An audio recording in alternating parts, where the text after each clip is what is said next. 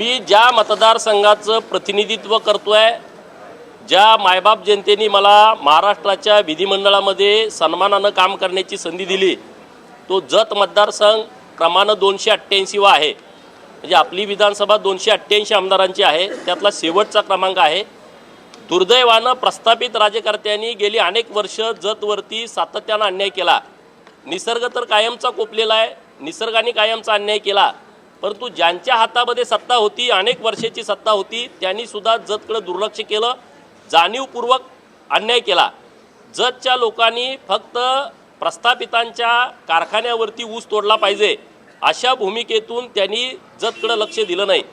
परंतु जेव्हा 2014ला देवाभाऊ या राज्याचे मुख्यमंत्री झाले आणि जतचं भविष्य बदलायला लागलं, आत्ता मी तुमच्याशी बोलत असताना जत तालुक्यातील 60 गावामध्ये मैशालचं पाणी पोचलेलं आहे, शेतकऱ्यांच्या बांधावरती पाणी आहे। राहिलेल्या 65 गावामध्ये 2026च्या जूनमध्ये काही गावांना आणि 2027च्या जूनमध्ये जत तालुक्यातील शेवटच्या गावातल्या शेवटच्या शेतकऱ्याच्या बांधावरती मैशाळ योजनेचं पाणी जात आहे। जत तालुक्याला दुष्काळी तालुका म्हणून बघितलं जातं, जत तालुक्याला मागासला तालुका म्हणून हिणवलं जातं, परंतु 2 वर्षाच्या नंतर या महाराष्ट्रातली कुणाची हिंमत होणार नाही की जत तालुका हा दुष्काळी तालुका आहे म्हणण्याची, जत तालुक्यामध्ये विकास झाला नाही म्हणण्याची। आणि म्हणून मी गेले वर्षभर जेव्हा आमदार झालो तेव्हा या मतदारसंघामध्ये फिरतोय, गावागावामध्ये जातोय, तर तिथली एक बाब अत्यंत जी महत्त्वाची आहे ती माझ्या निदर्शनास आली की जत हा दुष्काळी तालुका नाही आहे, ही दुष्काळी भूमी नाही आहे, जत ही देवभूमी आहे। कारण महाराष्ट्रामध्ये आणि देशामध्ये एका तालुक्यामध्ये एवढ्या मोठ्या प्रमाणामध्ये मंदिरं जतपेक्षा दुसऱ्या कुठल्या तालुक्यात असू शकत नाही असा माझा ठाम विश्वास आहे। कारण या तालुक्यामध्ये प्रभू रामचंद्रांचा या भागाला सहवास लाभलेला आहे। प्रभू रामचंद्र ज्या ज्या भागात जायचे तिथं तिथं महादेवाच्या लिंगावरती आडवे 3 रेषा ओढायचे आणि अशा खुणा आमच्या जत तालुक्यामधल्या मुचंडी गावामधल्या, सिद्धनाथ गावामधल्या, जतला लागून असणाऱ्या बॉर्डरवरच्या कर्नाटकातल्या रामतीर्थ आणि कोट्टलगी गावामध्ये जी महादेवाची लिंग आहेत तिथं या खुणा आढळत आहेत। म्हणजे प्रभू रामचंद्राचा सहवास या जत तालुक्याला लाभला होता। बकासुराचा वध पण जतमध्येच झालाय। भीमानी जो बकासुराचा वध केला तो जतमध्ये केलाय, याचं सगळं रेकॉर्ड आहे। तत्कालीन दक्षिण साताऱ्याचे जिल्हाधिकारी चिन्मळ गुंड नावाचे जे अधिकारी आहेत त्यांनी हे सगळं लिखाण करून ठेवलेलं आहे। त्यांनी याचं सगळं संशोधन घेतलं आहे। जे कलेक्टर होते दक्षिण साताऱ्याचे, आता आमचा सांगली जिल्हा आहे, पूर्वी तो दक्षिण साताऱ्यामध्ये होता, तर त्यांनी हे सगळं लिहून ठेवलेलं आहे। आणि बकासुराचा वध झाल्याच्या नंतर जेव्हा एखाद्या असुरी शक्तीचा पराभव व्हायचा तेव्हा आनंदानं एखादं मंदिराची स्थापना, एखाद्या महादेवाच्या लिंगाची स्थापना केली जायची आणि तेव्हा महाकाय भीमानी महाकाय लिंगाची स्थापना आमच्या जतमध्ये केली आहे की जे आज बंकेश्वराच्या नावानं ओळखलं जातं। असे अनेक संदर्भ आहेत। आता मी तुमचा जास्तीचा वेळ घेत नाही। देवभूमी घोषित करावी अशी भूमिका मी का घेतली? राज्याचे लोकप्रिय लाडके मुख्यमंत्री देवाभाऊंच्या हस्ते काल आम्ही एक कॉपी टेबल बुक प्रकाशित केलेला आहे।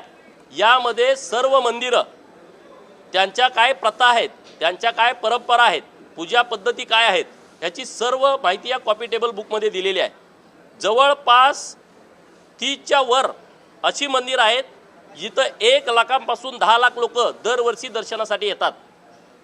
तीर्थक्षेत्र ब मध्ये तुमचे जे सगळे निकष आहेत हे सगळे 36 ठिकाणं म्हणजे 6-7 असे आमचे मठ आहेत।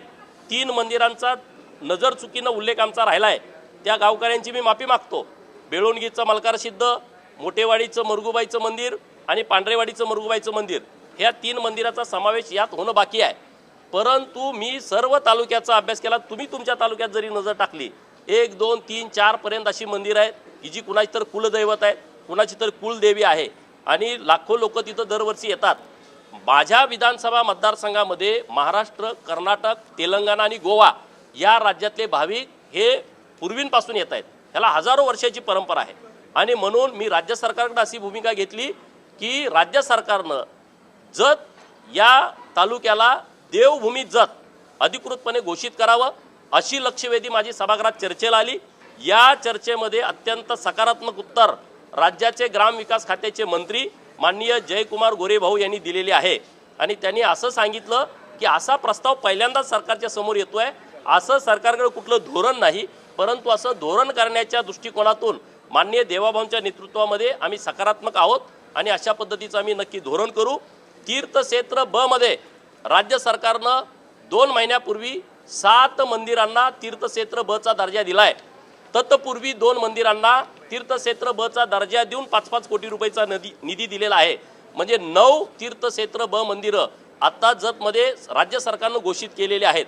म्हणजे 9-5 45 कोटी रुपये यातून आम्हाला मिळू शकतात। परंतु माझी विनंती सरकारकडे अशी केली मी की बाबा एवढ्यानं होणं नाही, कारण संख्या जास्त आहे। संख्येची यादी तुम्ही बघितली तर ती 36च्या वर जाते। 3 मंदिरं अजून यामध्ये घेतलेली नाहीत, नजर चुकीनं राहिलेली आहेत। तर याच्यासाठी राज्य सरकारने एक एकत्रित विकास आराखडा तयार करावा, राज्य शिखर समितीच्या समोर तो आणावा, राज्य सरकारनं त्याला निधी द्यावा आणि जर समजा इथं काही प्रमाणात निधी दिला आणि काही प्रमाणात निधी देणं शक्य नसेल तर तो एकत्रित आराखडा राज्य सरकारनं केंद्र सरकारकडे पाठवावा, अशी मागणी मी सभागृहात केली आहे।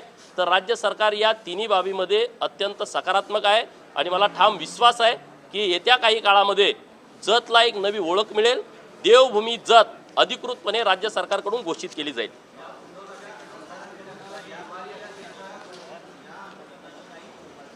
नाही, हा विषय पहिल्यांदाच समोर आलाय राज्य सरकारच्या। पूर्वी हा विषय आलेला नव्हता, आता हा पहिल्यांदा विषय आलाय। आता दुसरा एक विषय मी राज्य सरकारकडे मांडतोय, माननीय मुख्यमंत्री महोदयांना भेटून पत्र देतोय की धनगर समाजाच्या आरक्षणासाठी आमच्या अनेक मुलांनी आत्महत्या केलेत। त्यामध्ये गोपीनाथ दांगोडे, योगेश चौरे, ज्ञानदेव कोल्हे, रमेश फुले, बिरुदेव खर्जे, योगेश कारके, परमेश्वर घोंगडे, रामेश्वर आमले, रामराव डोके, बाबासाहेब माने, गोरख नवरडे, आणखी काय असतील, या मुलांनी आत्महत्या केल्या धनगर आरक्षणासाठी। राज्य सरकारनं यांना मुख्यमंत्री सहाय्यता निधीतून 25 लाख रुपये आणि त्यांच्या घर हे करती पोरं होती घरातली, त्यांच्या घरच्या कुणाला तरी एक कायमस्वरूपी नोकरी राज्य सरकारनं द्यावी आणि धनगर समाजाच्या आरक्षणाच्या बाबतीमध्ये राज्य सरकारनं पुढची भूमिका घ्यावी। कारण हायकोर्ट आणि सुप्रीम कोर्टामध्ये निकाल विरोधात गेलेला आहे। आता आम्ही परत सुप्रीम कोर्टामध्ये तिथं जी आमची केस आहे ती विड्रॉल करण्याची विनंती केलेली आहे आणि परत आम्ही हायकोर्टामध्ये जातोय। परंतु या गोष्टी होत राहतील, राज्य सरकारनं एक ठोस भूमिका धनगर समाजाच्या आरक्षणाच्या बाबत घ्यावी, अशा पद्धतीची मागणी मी सरकारकडे करतोय।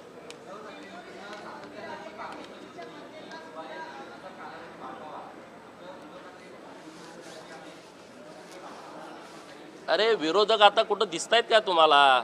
इथं वाढवून तुम्ही सभागृहात बसलं पाहिजे ना, वाढवून विरोधकांनी राज्यातल्या प्रश्नावरती चर्चा केली पाहिजे ना। विरोधकाला विरोधी पक्ष नेते कधी देणार? ह्याच्या पलीकडे ह्या हिवाळी अधिवेशनाची चर्चाच नाही, याच्यापेक्षा त्यांनी दुसरी कुठली भूमिकाच मांडली नाही। त्यामुळं उगाच आपलं म्हणायचं अधिवेशन वाढवा, अधिवेशन वाढवा, पुढं काही आचारसंहितेच्या बाबी आहेत त्या सरकारने सांगितले त्या विषयावर।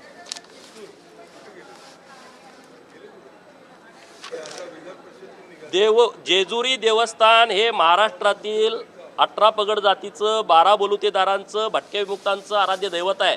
मायनर ओबीसी गरीब मराठा समाजाचं कुलदैवत आहे। ज्याच्या कपाळावरती भंडारा आहे त्याचा देव जेजुरीचा खंडोबा आहे। आणि माझं पण खूप वेळा दर्शनासाठी जाणं येणं होतं। माननीय मुख्यमंत्री महोदयांनी जेजुरी मंदिराचा विकास आराखडा तयार केला आहे आणि मोठ्या प्रमाणात काम तिथं सुरू आहे। ही गोष्ट जरी खरी असली की बाबा मागं सुविधा नाहीत, परंतु आता चांगल्या सुविधा देण्याच्या दृष्टिकोनातून राज्य सरकारनं एक चांगला विकास आराखडा तयार केला आहे आणि त्या विकास आराखड्याच्या अनुसरून मोठ्या प्रमाणात काम तिथं सुरू आहे। आज जरी तुम्ही तिथे गेला तर तुमच्या लक्षात येईल की तिथल्या मंदिराचं काम सुरू आहे।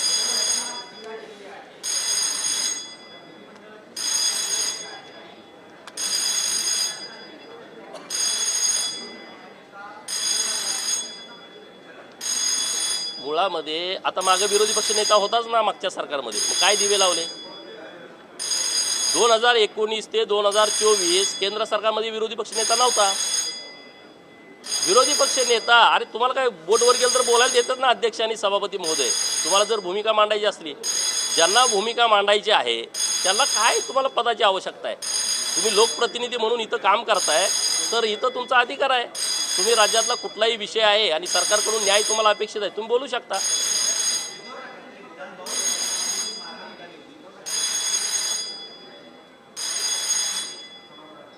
जाऊ द्या, त्यांच्यावर लय बोलायला।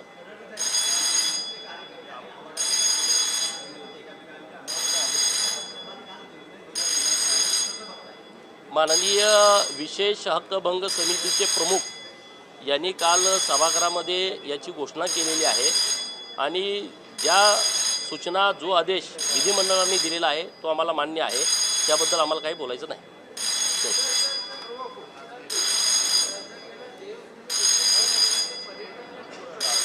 हे बघा, तुम्ही आता विचार करा, युनेस्कोच्या यादीमध्ये आपले किल्ले आले, अजून तिथं निधी द्यायचा आहे, तरी इतक्या मोठ्या प्रमाणामध्ये तिथं लोकांची ये-जा सुरू झाली आहे. देवभूमी घोषित केल्याच्या नंतर आता जर 1 लाख येत असतील तर 2 लाख येतील, जिथं 10 लाख लोक येतात तिथं 20 लाख येतील. कारण त्यासाठी शेवटी राज्य सरकारची राजमान्यता मिळाल्याच्या नंतर तो विषय पूर्णपणे वेगळा होऊन जातो आणि म्हणून अशी मागणी मी सरकारकडे करतो.